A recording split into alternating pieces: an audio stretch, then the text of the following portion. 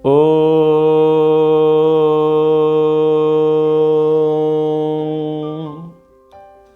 विश्वानि देव सवितर्दुरितानि परासुव यद्भद्रं तन्न आसुव यद्भद्रं तन्न आसुव। महाभारत की इस अध्ययन कक्षा में आप सभी का स्वागत है। ये किसी व्यक्ति के लिए, किसी देश के लिए, किसी वर्ण विशेष के लिए नहीं है।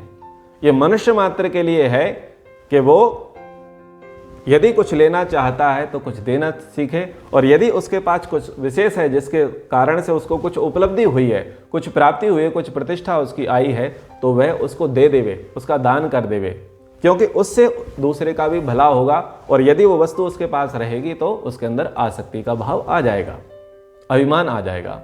वेद का अध्ययन करे, द्वंद्वों का सहन करे, प्राणियों के प्रति वो वैर भाव ना रखे, आदि आदि प्रसंग ये सनातन धर्म के संबंध में आए। अब हमारे पास कुछ समय शेष है। वर्णाश्रम धर्म के संबंध में पितामह भीष्म जी ने जो उपदेश दिया है महाराज युधिष्ठिर को, उसको हम जानने समझने का प्रयास करते हैं। ब्राह्मण के संबंध में सर्वप्रथम कहा, स्वाध्याय अभ्यासनम चैव तत्र कर्म समाप्यते कुर्याद अन्य न वा कुर्याद मैत्रो ब्राह्मण उच्यते। कह रहे हैं कि ब्राह्मण कोई दूसरा कर्म अथवा करे या ना करे, लेकिन वो वेदादि शास्त्रों का सदा स्वाध्याय अवश्य करे, क्योंकि वेदादि शास्त्रों का स्वाध्याय, श्रवण, मनन, चिंतन ही उसकी बुद्धि को शुद्ध पवित्र रखता है। और जितनी उसकी बुद्धि शुद्ध पवित्र रहेगी, उसके विचार उतने शुद्ध पवित्र होंगे, उसके कर्म भी उतने शुद्ध पवित्र रहेंगे। इसलिए महर्षि मनु जी ने कहा कि वेदों के अध्ययन में कोई अपसेंट नहीं चलेगी। ऑप्शन नहीं है कि आप वेदों का अध्ययन करने में, हवन करने में, ईश्वर की आराधना करने में आप अवकाश नहीं ले सकते। आप ये नहीं कह सकते कि आज मेरा मन नहीं है, आज मेरी इच्छा नहीं है। अवकाश का विधान नहीं है। और इस संबंध में मैंने आपसे कहा पिछली कक्षाओं में कि जब वो कह रहे हैं कि अवकाश नहीं है तो सूतक का कोई मतलब ही नहीं रहा। ये सूतक तो पौराणिक मान्यताएं, शास्त्रीय मान्यताएं नहीं है कि कोई जन्मा है तो पूजा पाठ बंद कर देंगे, स्वाध्याय प्रवचन बंद कर देंगे, और कोई मर गया है तो ये सब बंद कर देंगे। वो अलग प्रसंग है कि ठीक है, कोई व्यक्ति आया है अथवा कोई गया है तो शुद्धि अशुद्धि का भाव वहां पर रहता है। वस्तुओं की शुद्धि, पात्रों की शुद्धि पर हमें फोकस करना चाहिए, लेकिन विचारों की शुद्धि तो उसी से होगी जो हमारा सनातन कर्तव्य है। हमें उपासना नहीं छोड़नी चाहिए, उस समय भी हमें यज्ञ का अनुष्ठान नहीं छोड़ना चाहिए, उस समय वेद का पाठ हमें नहीं छोड़ना चाहिए। लेकिन एक मूर्ख परंपरा पूरे भारत में हिंदुओं में चल पड़ी है कि वो सूतक मान करके बैठ जाते हैं, और अगर किसी पंडित ने कहा कि साहब मूल पड़ गए हैं तो 27 दिन तक ये सब प्रकार का पूजा पाठ बंद, व्यक्ति जहां जहां जैसे जैसे जाता है सब बंद। ऐसे कोई मर गया है तो कोई 3 दिन मानता है, कोई 5 दिन मानता है, कोई 7 दिन मानता है, कोई 13 दिन मानता है, और कोई 40 दिन मानता है। बोले तब तक सारा काम बंद। श्वास लेना बंद कर दो, खाना बंद कर दो, सोना बंद कर दो, और जो पेट में उसे बाहर फेंकना बंद कर दो। यदि ये सब बंद कर सकते हो तो ये धर्मानुष्ठान भी बंद कर लो। लेकिन आपको खाना है, आपको पीना है, आपको सोना है, आपको सूंघना है, आपको सब करना है। इंद्रियों के सारे उपभोग आपने करने हैं, लेकिन आप इन्हें क्या नहीं करने हैं? बोले हम पूजा पाठ नहीं करेंगे, हम गायत्री नहीं जपेंगे, हम वेदों का स्वाध्याय नहीं करेंगे। क्यों नहीं करेंगे? बोले सूतक लगा है। एक बार मैं पूज्य स्वामी जी महाराज से पूछ रहा था कि ये सूतक निकला कहां से, इसकी कोई व्युत्पत्ति तो निकल करके आए, कहां है इसका धातु प्रत्यय, इस सूतक का ऐसा अर्थ कहां है? महानुभावों, आप भी गूगल में जाकर के सूतक का कुछ धातु प्रत्यय निकाल करके देखिए, और उसके आपको वैसे अर्थ बिल्कुल नहीं मिलेंगे जैसे समाज में चल रहे हैं कि अशुद्धि हो जाएगी, छुआछूत वाली स्थिति हो जाएगी, व्यक्ति के घर में नहीं घुसेंगे, उसका पानी नहीं पिएंगे, पूजा पाठ नहीं करेंगे। जैसा समाज में मूर्ख अंध परंपरा चल पड़ी है वैसा वहां पर कोई उल्लेख नहीं है, क्योंकि हमें तो शब्द जो है उस शब्द के अनुसार उसका अर्थ खोजना पड़ेगा ना। यदि सूतक शब्द आया है तो सूतक शब्द की अर्थ व्युत्पत्ति उस प्रकार की हो, लेकिन वैसी अर्थ व्युत्पत्ति वहां पर नहीं है जैसी समाज में मूर्खता चल रही है। तो प्रसंग अनुसार यहां पर कहा कि उसे सदा वेदादि सत्य शास्त्रों का स्वाध्याय करना चाहिए। जैसे मैंने कहा कि मनुस्मृति में लिखा है कि वहां पर आपके लिए अवकाश नहीं है, आप छूट नहीं ले सकते कि आज हम नहीं करेंगे, कहीं पर विधान नहीं है। तो इस प्रकार से यहां पर कहा ब्राह्मण के लिए कि वो नित्य प्रतिदिन वेदादि सत्य शास्त्रों का स्वाध्याय करे, सबके प्रति, सब जीवों के प्रति मैत्री भाव रखे, इसलिए उसे मैत्र कहा गया है। और महानुभावों ब्राह्मण कन्याओं के नाम मैत्राणी और मैत्रेयी इसीलिए रखे जाते हैं। वर्ण व्यवस्था के अनुसार जो नामकरण संस्कार का प्रसंग आता है उसमें यह बताया जाता है कि ब्राह्मण यदि अपने ब्राह्मण कुल में यदि कोई बच्चा उत्पन्न है, बच्ची उत्पन्न है, और यदि वो उसे भविष्य में ब्राह्मण ही बनाना चाहते हैं तो वो उस प्रकार के नामकरण करें। यदि आप अपने बच्चों को, संतानों क्षत्रिय बनाना चाहते हैं तो उस प्रकार का नामकरण होगा, यदि आप वैश्य बनाना चाहते हैं तो उस प्रकार का नामकरण होगा, और शूद्र रखना चाहते हैं तो उस प्रकार का नाम होगा। तो वो नामकरण ये निर्धारित करता है कि आप उसे क्या बनाना चाहते हैं। इसलिए नामकरण गूगल से नहीं करना चाहिए। किसी फिल्म के नेता अभिनेता को देख करके, अभिनेत्री को देख करके, किसी खिलाड़ी को देख करके उसके नाम के आधार पर कभी भी बच्चों का नामकरण नहीं करना चाहिए। नामकरण हमेशा अपने गुण, कर्म, स्वभाव, वर्णाश्रम, धर्म को देख करके उद्देश्यों को लक्ष्य में रखते हुए नामकरण करना चाहिए। आगे ब्राह्मण के लिए कहा,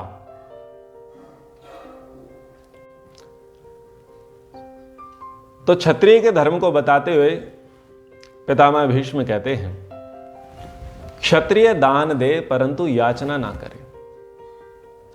इस याचना वाले भाव को लेकर के सर्वाधिक द्वंद्व महाभारत में हुए,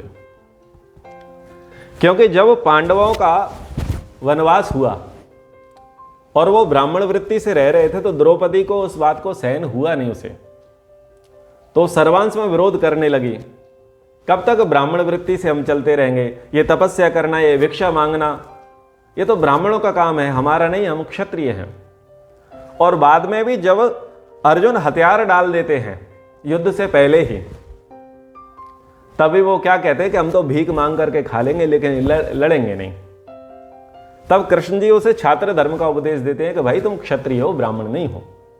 और जब युद्ध समाप्त हो चुका होता है और जो विभीषिका होती है युद्ध की, अपने और पराये सब प्रकार के विक्षत शरीर कुरुक्षेत्र में पड़े हुए हैं, उनको देख करके जो वैराग्य का भाव युधिष्ठिर के अंदर जागृत होता है, वहां पर वो ब्राह्मण वृत्ति अपनाना शुरू कर देते हैं।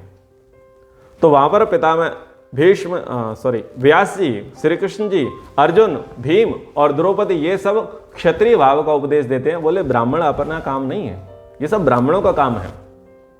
ये याचना करना, ये मांगना, वो उनका धर्म है, उनकी तपस्या है, उनके बराबरी मत करो। हम जो हैं, हम जिस कुल में, हमें अपना काम करना है। तो यहां पर क्षत्रिय के लिए कहा गया क्षत्रिय दे, लेकिन क्या ना करे, मांगे नहीं, याचना ना करे। याचना करना क्षत्रिय का काम नहीं है, क्षत्रिय का काम है पुरुषार्थ करना। और एक दूसरी बात यहां पर कहना चाहूंगा, यहां पर पितामह भीष्म जो युधिष्ठिर कह रहे हैं कि वो स्वयं यज्ञ तो करे लेकिन दूसरे का ना कराए। मनुस्मृति में अध्ययन कराना, ठीक है, यज्ञ कराना और दान लेना, ये तीन धर्म निर्धारित किए हैं ब्राह्मण के। और ब्राह्मण के बराबर की शिक्षा दीक्षा प्राप्त करने का अधिकार वर्णाश्रम धर्म के अंतर्गत क्षत्रिय को भी दिया कि क्षत्रिय राजधर्म को भी जाने और ब्राह्मण धर्म को भी जाने। लेकिन ये कह रहे हैं कि यदि आप राजधर्म को जानते हैं, ब्राह्मण धर्म को जानते हैं और आप सारे कर्मकांडों को भली भांति जानते हैं, लेकिन आप पुरोहित नहीं बनोगे।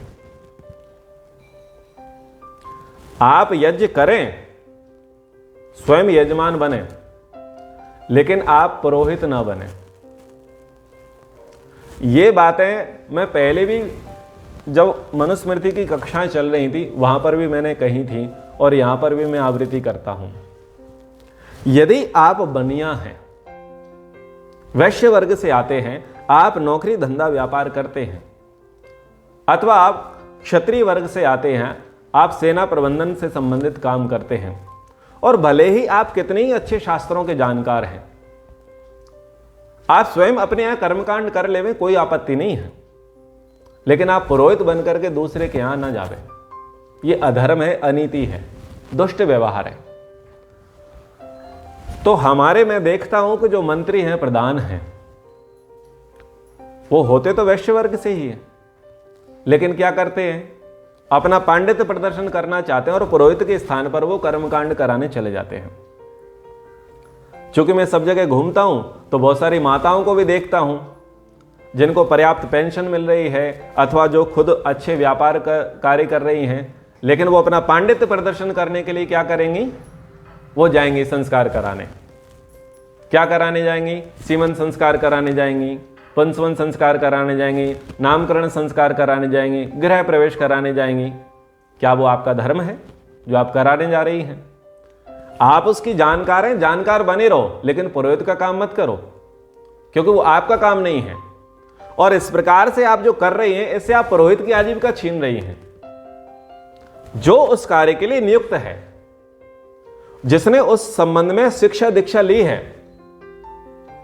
आप उसका हक छीन रहे हैं, भले ही आप दक्षिणा नहीं लेते। कई माताएं कहती हैं, कई लोग कहते हैं कि हम दक्षिणा की हमें अभिलाषा नहीं है, अथवा जो कुछ वो लोग हमें दे देते हैं तो हम समाज में जाकर के दान कर देते हैं, तब भी ठीक नहीं है। आप ऐसा करके एक संभावना को समाप्त कर रहे हैं। यदि आपको ऐसा लगता है कि आपके यहां कर्मकांड की पर्याप्त आवश्यकता है, लोग आपके यहां से संस्कार कराना बहुत चाहते हैं, तो आप उस काम को क्यों करते हैं? आप नियुक्त करिए, किसी गुरुकुल के स्नातक को बुलाइए, किसी पुरोहित शास्त्री आचार्य को बुलाइए, आप अपने यहाँ रखिए, उसका भरण पोषण कराइए और उसको बोलिए कि आप जाइए, आप करिए, आपका काम है। लेकिन आपको अपनी येषणाएं पूरी करनी है ना।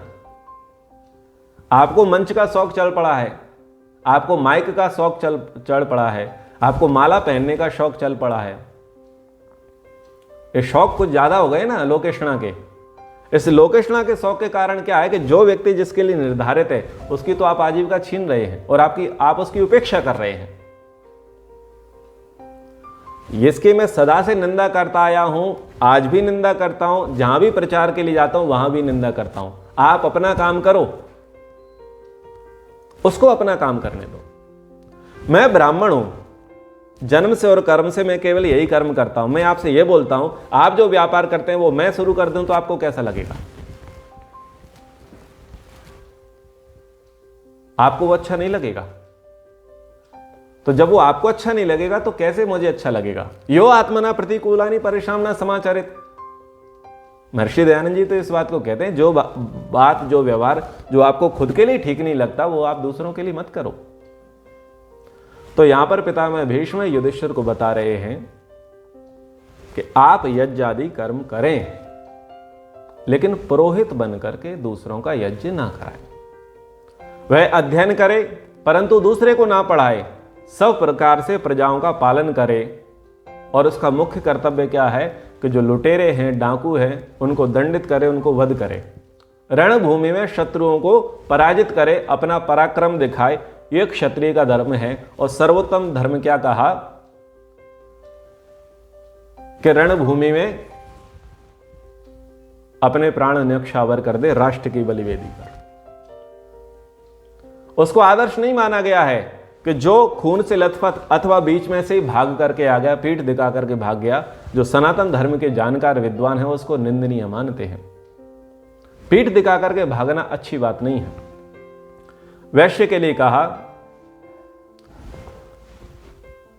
प्रजा की सब प्रकार से रक्षा करें, कृतकृत्यता करें। वैश्य के संबंध में कहा कि दान देवें, स्वाध्याय करें, यज्ञ करें। ये तीनों सभी के लिए कंपलसरी हैं, क्षत्रिय के लिए, वैश्य के लिए, ब्राह्मण के लिए भी। ये तीनों सबके लिए कंपलसरी हैं। लेकिन सबके इंडिविजुअल भी धर्म है कि उनको वो क्या करने हैं जो दूसरा नहीं कर सकता।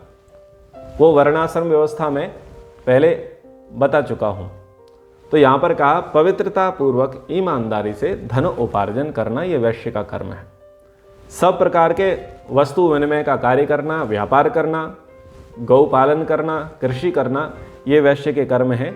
और उससे जो प्राप्त आजीविका है, जो पर्याप्त धन है, उससे वो उस धन को वो समाज कल्याण के लिए और व्यापार वृद्धि के लिए, राष्ट्र उत्थान के लिए लगाते हैं। शूद्र के लिए कहा गया कि जो तीनों श्रेष्ठ वर्ण हैं, उन तीनों श्रेष्ठ वर्ण का अनुचर बनना, सहचर बनना, हेल्पर बनना, यह शूद्र का धर्म है। इसको वो निष्ठापूर्वक पालन करें। तो शूद्र के विषय में फिर से कह देता हूं, एसटी, एससी, ओबीसी जो यहां पर सरकार ने गलत तरीके से ये जो विभागीकरण किया है, ये एसटी, एससी, ओबीसी शूद्र नहीं है। शूद्र के संबंध में महर्षि याज्ञवल्क्य क्या कहते हैं? जन्मना जायते शूद्रः। मनुष्य का जो बच्चा है वो सब शूद्र ही होते हैं। संस्कारात द्विज उच्यते, जब उसके संस्कार होते हैं, जब वो यज्ञोपवीत धारण करता है, तब वो शूद्रत्व से ऊपर उठता है। संस्कारात द्विज उच्यते, वेद पठेद भवेद विप्रः। विप्र की संज्ञा उसके तब दी जाती है जब वो वेदादि शास्त्रों को पठन पाठन करे। और ब्राह्मण की संज्ञा दी गई ब्रह्म जानाति थी ब्राह्मण, जो ब्रह्म को जानने का कार्य करे, ब्रह्म को प्राप्त करने के लिए जो कार्य करे, जो ब्राह्मण वृत्ति धारण करे, वो ब्राह्मण है। तो वहां बड़े अच्छे स्तरों में, अच्छे शब्दों में इसकी व्याख्या की गई है। तो शूद्र कौन हुआ? जिसको बहुत पढ़ाएं ना पढ़े, बहुत समझाएं नहीं समझे, जिसकी बुद्धि है मोटी, जिसको कहते हैं इसकी अकल किसमें? घुटने में है। प्राय मैं प्रयोग करता हूं कि जब अकल बट रही थी विधाता के दरबार में, तब तुम भैंस चरा रहे थे।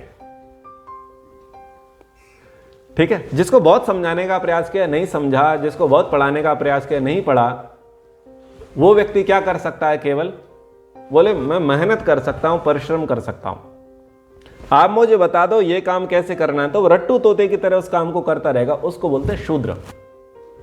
और वो वर्तमान में सब जगह मिलेगा।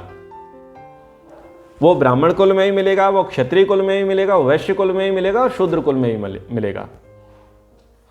इस प्रकार की जो प्रकृति वाला है उसको बोलेंगे शूद्र। और थोड़े बड़े स्टैंडर्ड में बोल दें तो 4th क्लास का कर्मचारी, जो प्यून है, जो स्वीपर है, जो होमगार्ड की जॉब करता है, ये शूद्र है। क्योंकि इनका बुद्धि तो चलना नहीं है। ये किसका प्रयोग कर रहे हैं? केवल और केवल, समझ गए आप? ये वीडियो वाले भी समझेंगे। केवल बल का जो प्रयोग कर रहे हैं, शरीर का पसीना निकाल करके जो काम कर रहे हैं, वो है शूद्र। वर्तमान जाति व्यवस्था से वो किसी में भी आ सकते हैं। एसटी, एससी, ओबीसी, सब जनरल, सब में आ सकते हैं। तो यहां पर जो शूद्र है, यानी 4th क्लास का कर्मचारी, उसकी उन्नति कैसे संभव है? उसकी उन्नति तभी संभव है जो उसके श्रेष्ठ हैं, सीनियर हैं, ब्राह्मण, क्षत्रिय, वैश्य, इनका वो कौन बन जाए? हेल्पर। यदि वो इनका हेल्पर बनेगा तभी उसकी स्थिति उच्च होगी। और यदि वो इनका हेल्पर नहीं बनेगा तो वो शूद्र से भी और अधम हो जाएगा। तो यदि प्रोग्रेस करनी है तो क्या करना पड़ेगा? आपको हेल्पर बनना पड़ेगा, अनुचर बनना पड़ेगा, सहयोगी बनना पड़ेगा। ठीक है। मैंने बहुत पहले एक बात कही थी, कुछ लोग आज इस कक्षा में हैं, कुछ लोग नहीं हैं। जो व्यक्ति क्लर्क लेवल तक की नौकरी करता है ना, 4th क्लास से लेकर के क्लर्क लेवल तक की नौकरी करता है ना, उसकी बुद्धि शूद्र ही होती है। उसके बच्चों पर भी शूद्रत्व का प्रभाव पड़ता है। इसलिए इनको हमें अवॉइड करना चाहिए। क्योंकि जी हुजूरी, जी sir, yes sir, yes boss, यही उसकी जिंदगी में चलता रहता है। और वो सहनशीलता उसके अंदर बहुत आ जाती है और वो जेनेटिक हो जाती है। यानी माता पिता इस प्रकार के काम धंधा व्यापार कर रहे हैं तो वो क्या करेंगे? अपमान भी सहेंगे, शोषण भी होगा उनका, प्रताड़नाएं भी उनकी होंगी, सब प्रकार से वो लज्जित भी होंगे, क्योंकि वो जॉब ही ऐसी है। 4th क्लास के कर्मचारी से लेकर क्लर्क तक, क्लर्क मतलब क्लर्क, वो बैंक का भी हो सकता है, वो पुलिस का भी हो सकता है, वो एजुकेशन डिपार्टमेंट में भी हो सकता है, किसी में भी हो सकता है, क्योंकि उसे सुनना ही है। उसके सुनने से क्या हुआ, उसके वैसे विचार बने, और वीर भी तो वैसे ही बनेगा ना, और वीर से वैसे संतान उत्पन्न होगी, तो संतान में भी वही भाव आएंगे ही सुनने के। वो शूद्रत्व, दासता, वो गुलामी अपने आप आ जाएगी। इसलिए उसको आदर्श नहीं माना है। शास्त्रकारों ने क्या कहा, नौकरी क्यों करी, कृषि सर्वोत्तम कार्य, नौकरी निकृष्टतम कार्य, इसलिए कहा क्योंकि वो शूद्र भाव लेकर के आती है। तो हम थोड़ा इंटेलेक्चुअल बने, थोड़ा शार्प माइंड बने, थोड़े अपनी स्थिति को ऊपर उठाने का प्रयास करें। हम ये ना सोचे कि हम तो ऐसे ही हैं। ऐसा ही सोचना अपने आप से खुद पर ही एक तमाचा मारना है। किसी विचारक ने कहा कि निर्धन परिवार में पैदा होना बुरा नहीं है, लेकिन निर्धन रह करके मर जाना बुरा है। मूर्ख बनकर के पैदा होना बुरा नहीं है, लेकिन मूर्ख होकर के मर जाना बुरा है। शूद्र परिवार में पैदा होना बुरा नहीं है, लेकिन शूद्र होकर के मर जाना बुरा है। इसका मतलब यह है कि आपने चरैवेति सूत्र का पालन नहीं किया, आपने उन्नति प्रगति कुछ की नहीं। इसलिए हमें प्रयास करना चाहिए, हमें पुरुषार्थ करना चाहिए, बुद्धि को जागृत करना चाहिए, उन्नति के पथ पर चलना चाहिए, और जो हमसे बड़े हैं, श्रेष्ठ हैं, उनका हमें अनुसरण करना चाहिए, उन्हें हमें फॉलो करना चाहिए। तभी हम अपनी स्थिति से ऊपर उठ पाएंगे। तो यहाँ पर हमने वर्णाश्रम धर्म को यहाँ पर समझा है, ब्राह्मण क्षत्रिय वैश्य शूद्र के कर्मों को, उनके धर्म को हमने समझा है, और जो सनातन शाश्वत धर्म है, यूनिवर्सल धर्म है, उसके संबंध में हमने सुना है, समझा है। आगे जो चारों आश्रम हैं, गृहस्थ, ब्रह्मचर्य, वानप्रस्थ और संन्यास, उस आश्रम के विषय में भी हम चर्चा करेंगे। तो कक्षा को अब हम यहाँ पर विराम करते हैं। एक बार ओम का उच्चारण।